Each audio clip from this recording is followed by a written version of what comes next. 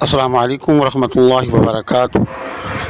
आप देख रहे हैं हमारा यूट्यूब चैनल खुतबात इस्लामिक ऑफिशियल। सामईन मोहतरम, आज हम आपको मोहब्बत का वजीफ़ा बताएंगे। अगर किसी शख्स के दिल के अंदर या रिश्तेदार है या आपकी औलाद है, बीवी है, बच्चे हैं या कोई और कुलीग है कि जिसके दिल के अंदर आप जायज़ तरीके से मोहब्बत पैदा करना चाहते हैं, तो ये वजीफ़ा आपके लिए इंतहाई मुजर्रब और लाजवाब वजीफ़ा है। लेकिन इन वज़ाइफ को आप जायज़ काम के लिए कर सकते हैं। अगर शरई एतबार से नाजायज़ काम आप इससे लेने की कोशिश करेंगे तो बजाय फ़ायदे के आपका नुकसान भी हो सकता है।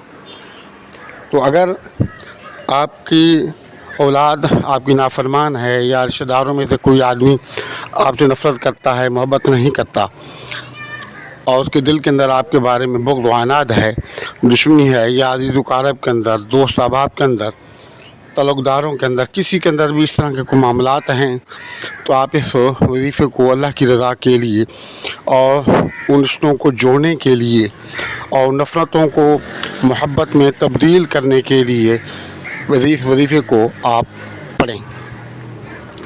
इंशाअल्लाह अल्लाह के फ़ज़ल से इसका रिज़ल्ट बहुत तेज़ी से होता है और फिर अल्लाह रब्बुल इज़्ज़त के करम से जब आप इसको मुस्तकिल मिजाजी से पढ़ेंगे और हमारे बताए हुए तरीके से पढ़ेंगे तो मालिक करीम फ़ज़ल फरमाएगा और तमाम नफ़रतें मोहब्बत में तब्दील हो जाएंगी।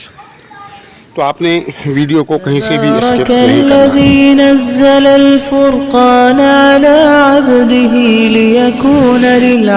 सामईन, आपने वीडियो को मुकम्मल देखना है ताकि उस सवाल आपके जहन में ना रह जाए।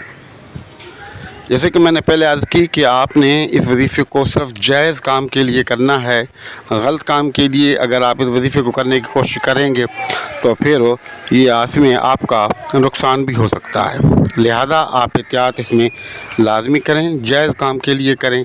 जैसे आपकी औलाद है, दोस्त अहबाब हैं, रिश्तेदार हैं, ख़ानदान के लोग हैं या और कोई कुलीग हैं कि जिनके दिल के अंदर सिर्फ आप अल्लाह रसूल की रज़ा के लिए मोहब्बत पैदा करना चाहते हैं, अपने आप को लड़ाई झगड़े और फसाद से बचाना चाहते हैं और अल्लाह रसूल की ताबेदारी करते हुए रिश्तों को मजबूत करना चाहते हैं, तल्लुक़ को मजबूत करना चाहते हैं, तो आप इन वज़ाइफ को ज़रूर करें, बिला झिझक करें। इंशाअल्लाह फ़ायदा ही फ़ायदा होगा।